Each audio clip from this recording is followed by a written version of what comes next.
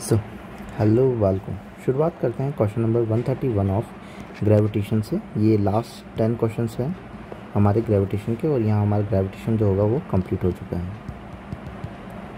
तो 131 जो है वो हमें क्या कह रहा है कि वो ऐसा कह रहा है कि the mean distance of Mars from sun is 2 times, मतलब कि मार्स की सन से जो डिस्टेंस है वो 2 टाइम्स है that of the earth from the sun. ठीक है, और ये अर्थ और ये सन ले लिया और इसकी डिस्टेंस हमने आर ले ली, तो ये एक्चुअली में 2r हो जाएगी। What is the approximately the number of years required Mars to complete 1 revolution about the sun. ठीक है, अर्थ सन का रिवोल्यूशन करता है 1 साल लगता है। ठीक है, तो हम टाइम पीरियड जो होता है उसका square is directly proportional radius का क्यूब होता है, जो कि हमारे केपलर्स लॉ से हमें आता है। 1 साल लगा इज इक्वल टू रेडियस का स्क्वायर, जो कि हम रेडियस का क्यूब जो कि हम कह रहे हैं कि इनका कितना है, आर है। हमें पता नहीं कितना साल लगेगा, क्योंकि ईयर में ही दिया हुआ है, तो कितना साल लगेगा, बट जो रेडियस है वो क्या कर दी, ट्वाइस ऑफ आर कर दी।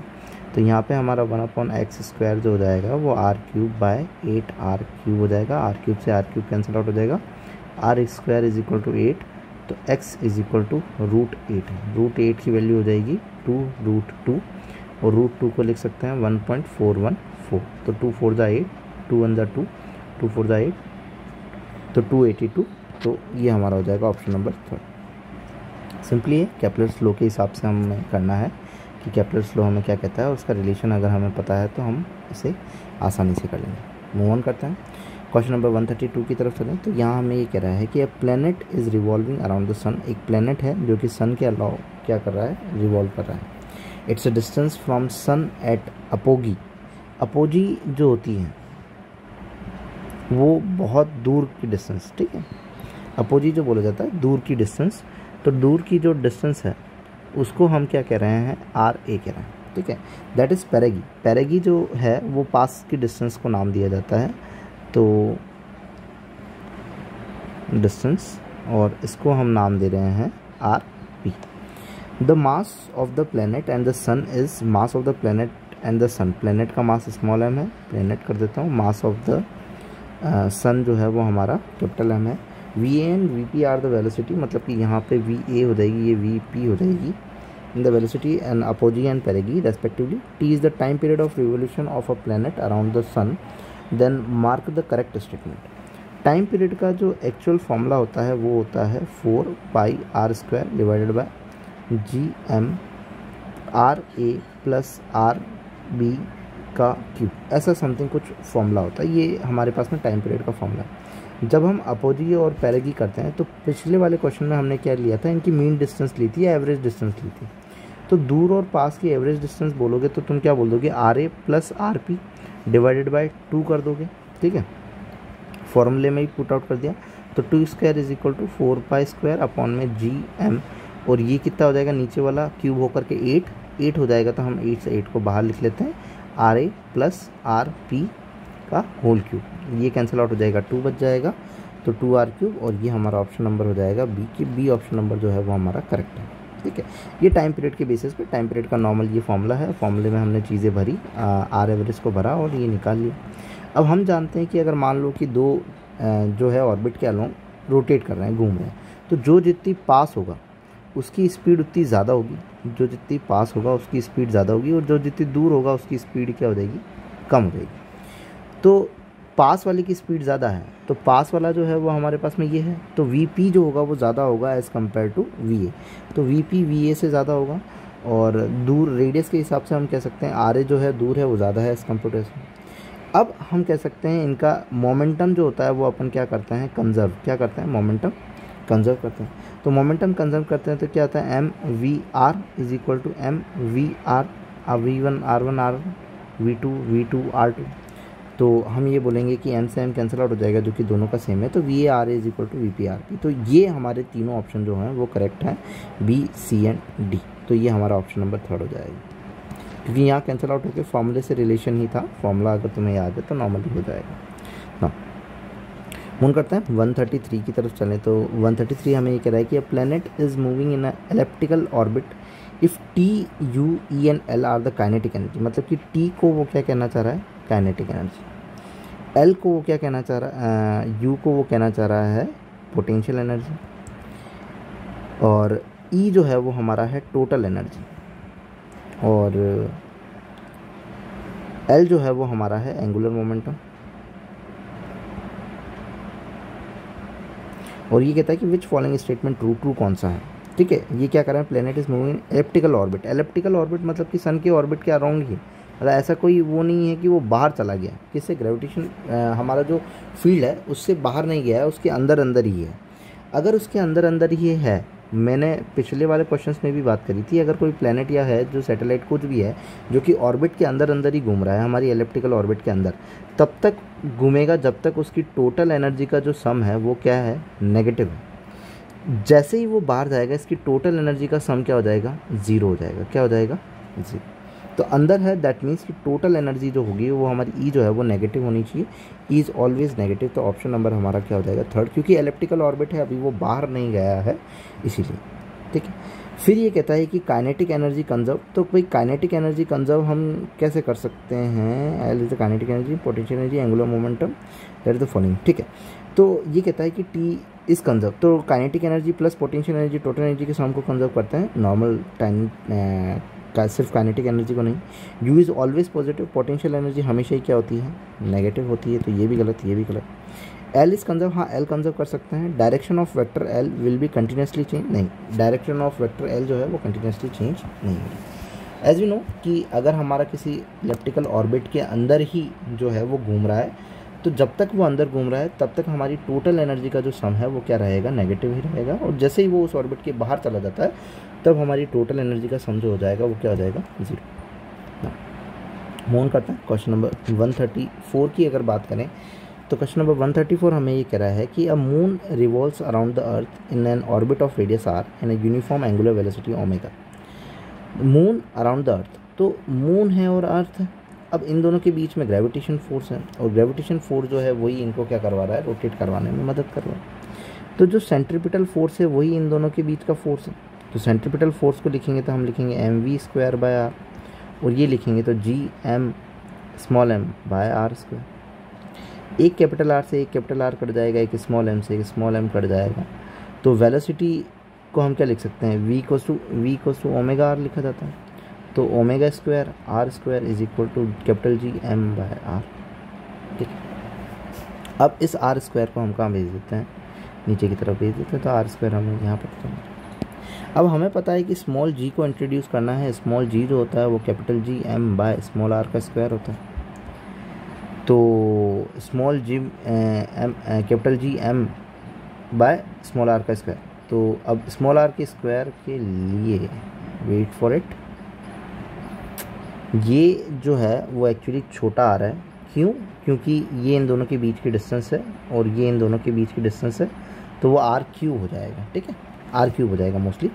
तो अब हम कहते हैं कैपिटल G, तो r² हम नीचे भी डालेंगे और r² हम ऊपर भी डालेंगे, क्योंकि हमें स्मॉल g को इंट्रोड्यूस करना है। तो ये वाला जो है स्मॉल g के इंट्रोडक्शन में चला जाएगा, तो omega is equal to small g capital R² upon में कैपिटल R का क्यूब, और ये यहाँ हमारा लग जाएगा रूट। तो small g capital R² upon में स्मॉल r का क्यूब की पावर 1/2। तो ऑप्शन नंबर हमारा हो जाएगा कौन सा, सेकंड। सो यहाँ हमारा ऑप्शन नंबर जो हो जाएगा वो हो जाएगा सेकंड। नॉर्मली यहाँ पे जो r रखना था वो इन दोनों के बीच की डिस्टेंस को रखना था, और हमने कैपिटल R रख दिया, मतलब अर्थ की जो रेडियस होती है उसे, वो कैपिटल R को शो कर रही है। ओके, ना मूव ऑन करते हैं 135 की तरफ चलते हैं। 135 हमें कह रहा है कि gravitational force between two bodies is directly proportional to r³ not r²। मतलब कि अपन जो बातें करते हैं अपन ऐसा करते हैं F = G m1 m2/r², मतलब ये लिखते हैं। बट अब दो बॉडीज़ के बीच का जो फोर्स है वो ये कह रहा है कि वो r³ के प्रोपोर्शनल है, ना कि r²। Where r is the distance between the bodies, मतलब इन दोनों के बीच में डिस्टेंस जो है वो r है। Then the orbital speed of their force in circular orbit is proportional to orbital speed जी। सर ऑर्बिटल स्पीड का जो फॉर्मूला होता है वो √gm/r होता है, √gm/r होता है। मैं एक बार चेक कर लेता हूँ। छोड़ो वो चाहे जो भी हो, हमें तो यही पता है कि भाई वो तो सर्कुलर सेंट्रीपिटल फोर्स के बराबर होगा, जो कि हम लिख देते हैं कि g capital M small m by R square R cube, actually में जो आर क्यूब इन्होंने बोला है is equal to M V square by R, यही होगा। तो क्या ये स्मॉल एम से स्मॉल एम कैंसिल आउट हो जाएगा और एक आर से ये एक आर क्यूब कैंसिल आउट हो जाएगा, तो हमारे पास में बच जाएगा G M by R square is equal to V का स्क्वायर। तो ये जो वेलोसिटी का स्क्वायर हो जाएगा यहाँ पे रूट लग जाएगा, रूट लग जाएगा तो वेलोसिटी से जो एक आर स्क्वायर है वो एक आर बाहर करके बाहर निकल जाएगा। तो अब यहाँ पे प्रोपोर्शनलिटी क्राइटेरिया क्या आया हमारा कि वेलोसिटी वेक्टर जो है या फिर जो वेलोसिटी है, स्पीड जो है ऑर्बिटल स्पीड, वो किसके प्रोपोर्शन आई, 1/r के प्रोपोर्शनल आई है। दैट इज ऑप्शन नंबर हमारा हो जाएगा 4th। अब 136 की अगर बात करें तो क्वेश्चन नंबर 136 हमें ये कह रहा है कि दो सैटेलाइट है जो कि अर्थ से S1 और S2 moving in a same orbit, मतलब कि दो सैटेलाइट है S1 और S2 जो कि एक ही ऑर्बिट के अंदर घूम रही हैं। Their mass of S1 is 4 time, मतलब कि S1 का जो मास लिखोगे वो 4 times of mass of S2 लिखोगे, मतलब ये मास लिख रहे हैं अपन कि S1 का मास जो होगा वो 4 टाइम्स ऑफ S2 होगा। Which of the following statement is true, कौन सा स्टेटमेंट ट्रू रहेगा। स्टेटमेंट ट्रू की अगर बात करें तो सैटेलाइट एक ही ऑर्बिटल के अंदर घूम रही है तो v equals to root G M by R होता है, जो कि हमारी ऑर्बिटल वेलोसिटी है। अब यहाँ पे m मास जो है वो तो अर्थ का मास है, इसका मास तो है नहीं, और r रेडियस मतलब कि इनकी ऑर्बिटल जो है एक ही ऑर्बिट के अंदर घूम रहे हैं, सेम ऑर्बिट के अंदर घूम रहे हैं, तो r तो दोनों की सेम होगी, तो वेलोसिटी में तो कोई चेंज आएगा नहीं। तो S1 and S2 move with the same speed, तो हमारा ऑप्शन नंबर कौन सा हो जाएगा, 4th हो जाएगा। ठीक है, और भी देख सकते हैं जैसे कि काइनेटिक एनर्जी की अगर बात करें तो kinetic energy half M V square होता है। वेलोसिटी को तो हम ये रख लेंगे, लेकिन ये वाला जो मास होगा इसे हमें पुट करना पड़ेगा 4m उसके हिसाब से, तो ये तो सेम रहेगा नहीं, तो r इक्वल के दिया तो ये ऑप्शन वैसे भी कैंसिल आउट हो गया। अब टाइम पीरियड की अगर बात करेंगे तो टाइम पीरियड क्या हो जाएगा, 2πr, speed equal distance upon time होता है, टाइम पीरियड हो जाएगा distance upon 2πr bye v हो जाएगा। अब v को मैं ओपन करूँगा तो वेलोसिटी, फिर वेलोसिटी तो वैसे भी मास के ऊपर डिपेंडेंस नहीं है और यहाँ पे तो वैसे भी डिपेंडेंसी नहीं है, तो वो तो डिपेंड करेगा ही नहीं, तो 4 टाइम्स हो जाएगा, तो ये भी गलत हो गया। तो ऐसे करके हमारा जो ऑप्शन नंबर 4th है कि S1 and S2 are moving with the same speed, ये हमारा क्या हो जाएगा, करेक्ट हो जाएगा। नाउ मूव ऑन करते हैं 137 की तरफ चलते हैं। तो 137 जो है वो हमें कह रहा है कि figure shown elliptical orbit of an planet M about the sun S, the shaded area SCD is twice the shaded area SAB, मतलब कि SCD जो एरिया है वो ट्वाइस है एरिया ऑफ ये इसके एरिया के। अगर मैं इस वाले एरिया को A मान लेता हूँ, उसके एरिया को 2A मानना पड़ेगा। And twice the area of shaded इस T1 is the time for the planet to move C to D, T1 time इसको लगा है और T2 टाइम जो है यहाँ लगा हुआ है। देन T1 T2 के अंदर रिलेशन जो होगा वो हमें कैलकुलेट करना है। तो यहाँ पे हमें पता है कि हम ये कहते हैं कि जो एरिया कवर होता है वो दोनों का क्या होता है, बराबर, मतलब कि जितना एंगुलर मोमेंटम है, जितना ये टाइम लगेगा इसको कवर होने में, इतना टाइम लगता है, मतलब कि या फिर अपन कह सकते हैं कि इनकी जो स्पीड होती है, जितने टाइम में वो इसको कवर करता है उतने ही टाइम में वो क्या करता है, इसको कवर करता है।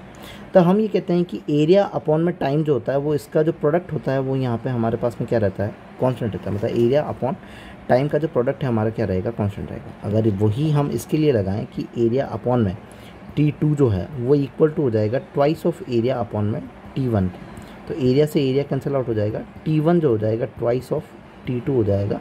सो T1 is twice of T2, हमारा ऑप्शन नंबर कौन सा हो जाएगा, 4, कि जो T1 टाइम लग रहा होगा वो ट्वाइस ऑफ T2 लग रहा होगा, एरिया जो होगा वो सेम कवर में चलेगा। ठीक है, एंगुलर मोमेंटम की टर्म्स में। ठीक है, या फिर हम ये भी कह सकते हैं कि ये इक्वल एरिया को स्वाइप करता है इक्वल टाइम इंटरवल के अंदर, जितना टाइम लगता है उतना टाइम के अंदर एरिया, मतलब कि जितना टाइम उसको इतना एरिया कवर करने में लगेगा उतना टाइम उसको इतना एरिया कवर करने में लगेगा। मतलब कि इनका जो स्वैपिंग का एरिया है, मतलब कि यहाँ से यहाँ तक आने का और यहाँ से आने तक का, वो क्या रहता है, इनका सेम रहता है। तो इसीलिए अपन एरिया अपॉन में टाइम कर लेते हैं, जो कि हम स्पीड के हिसाब से या फिर इस तरीके से देखते हैं, और उसको हम क्या कर लेते हैं, कॉन्स्टेंट कर लेते हैं। नो, क्वेश्चन नंबर 38 की बात करते हैं। ओके, नो, क्वेश्चन नंबर 138 की अगर बात करें तो क्वेश्चन नंबर 138 हमें ये कह रहा है कि the radius of a circular orbit of 2 satellite A and B of earth are 4A and R respectively. If the speed of satellite A is 3v and then the speed of satellite B will be, हमें B की satellite की speed चाहिए। Radius of circular orbit of 2 orbit, circular orbit का formula जो है v equal to root G M by R है। तो हम नॉर्मली यही पुट कर लेंगे कि हमारा ए की जो है वो 3v है, और जब उसकी रेडियस जो होती है वो कितनी रहती है 4r रहती है, और हमें ये पता करनी है बी वाले की जब इसकी रेडियस क्या हो r हो। तो रूट से रूट तो कैंसिल, ऐसे थोड़ी ना होता ऊपर नीचे, रूट r से रूट r कैंसिल आउट हो जाएगा। ये जो वैल्यू आ जाएगी वो कितना हो जाएगा 3v/x इज इक्वल टू 1/2। तो x जो आ जाएगा वो 6v के बराबर आ जाएगा कि हमारी जो स्पीड रहेगी वो कितनी रहेगी 6v। ऑप्शन नंबर 3 नॉर्मली जो हमारा फॉर्मूला है उसी पे वेलोसिटी और रेडियस को भरा और अपन ने सॉल्व किया है।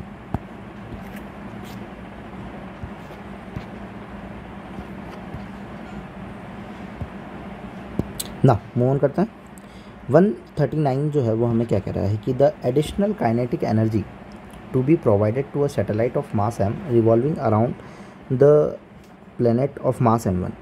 ठीक है, एक प्लेनेट मास m1 के अराउंड क्या कर रही है, एक ऑर्बिटल में रिवॉल्व कर रही है कि एडिशनल एनर्जी हम कितनी दें, transfer it to from orbital to r1 to the another radius r2, कि दूसरी रेडियस, पहली रेडियस जो है r1 है और दूसरी रेडियस r2 में चला जाए, कितनी हम जो है एनर्जी दें।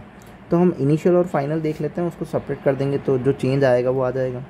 अब इसमें हम देखेंगे टोटल एनर्जी, ठीक है, और सर्कल की टोटल एनर्जी। टोटल एनर्जी का जो फॉर्मूला होता है वो होता है -GMM/2r।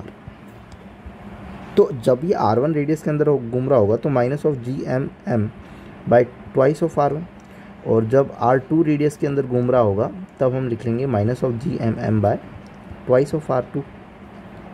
अब इसका डिफरेंस जो होगा वही हमें देगा, दैट इज़ डिफरेंस अगर देखें तो final -GMM/2r1 r2 minus minus plus हो जाएगा GM/2r1। अब इसको लिखें तो GM/m ऐसा करते हैं कि इन्होंने पॉजिटिव का लिया हुआ है, तो हम कहीं भी साइन जो है वो नेगेटिव का नहीं है, दैट मीन्स कि हम भी इसको आगे पीछे लिख देते हैं। तो GM/2r1 माइनस ऑफ GM/m/2r2। और यहाँ पे अगर हम कॉमन ले लेंगे GM/m/r2 कॉमन ले लेते हैं, GMM/2 हम ये कॉमन ले लेंगे तो 1/r1 माइनस 1/r2। तो GMM या फिर हाफ GMM कह सकते हैं, 1/r1 माइनस 1/r2। तो हमारा ऑप्शन नंबर हो जाएगा थर्ड, कि इतनी जो एनर्जी होगी वो एक्स्ट्रा लगेगी कि हम उसको कहाँ ट्रांसफ़र कर दें, आगे वाले में ट्रांसफ़र कर दें। ऑप्शन नंबर थर्ड नॉर्मल, कि हमें खाली सिर्फ चेंज जो था वही निकालना था ना। 140 की अगर बात करें तो planet revolve along the elliptical orbit is closest to the sun with a radius r1 and farther away at a distance of r2. Velocity, if v1 and v2 are the velocities of linear velocities, these are respectively then ratio of v1 and v2. The planet revolve along the elliptical orbit is closest to the sun. Closest to the sun है, और वो elliptical orbit के अंदर क्या घूम रहे हैं, एक r1 रेडियस का है, एक r2 रेडियस का है। तो हमें तो वैसे ये सबसे पहली चीज़ तो यही पता है कि भाई इनका एंगुलर मोमेंटम जो होगा वो कंजर्व करेंगे, that is m1 v1 r1 जो होगा वो हम कंजर्व करेंगे m2 v2 r2 से। अगर कोई भी किसी एलिप्टिकल ऑर्बिट, जैसे कि the planet moving along elliptical orbit is closest to the sun of a distance r1 and farthest distance जो है वो r2 है। अगर मान लो जो सन से पास वाली डिस्टेंस है वो r1 है और जो दूर वाली डिस्टेंस है r2 है, और v1 और v2 इनकी लीनियर वेलोसिटी है। तो इसके लिए रेस्पेक्ट में हम नॉर्मली क्या कह सकते हैं कि कोई भी अगर एलिप्टिकल ऑर्बिट के अंदर घूम रहा है तो उसका एंगुलर मोमेंटम जो है वो क्या कर सकते हैं, कंजर्व कर सकते हैं। एंगुलर मोमेंटम अगर हम कंजर्व कर सकते हैं तो उसका फॉर्मूला हो जाएगा mv1r1 is equal to m2v2r2। अब इनका मास जो है वो तो दिया हुआ नहीं है तो हम सेम ही मान लेते हैं, तो m1 से m2 कैंसिल आउट हो जाएगा, तो v1/v2 जो हो जाएगा हमारा हो जाएगा r2/r1। नॉर्मली रेडियस का क्या हो जाएगा, इन्वर्स हो जाएगा, तो हम कह सकते हैं सेकंड ऑप्शन हमारा हो जाएगा r2/r1। नॉर्मली ऐसा है, तभी तुम्हें एंगुलर मोमेंटम जो है इनका क्या कर सकते हैं, मतलब कि अगर किसी एलिप्टिकल ऑर्बिट के अंदर घूम रहा है, अलग अलग रेडियस है, बट हम उनका कह सकते हैं कि दोनों का एंगुलर मोमेंटम जो होगा वो क्या होगा, सेम होगा। So here are the 10 questions of gravitations, और यहाँ पे हमारे ग्रेविटेशंस के सारे क्वेश्चंस जो होते हैं वो खत्म होते हैं एक्सरसाइज से। If you like then please subscribe. Thank you.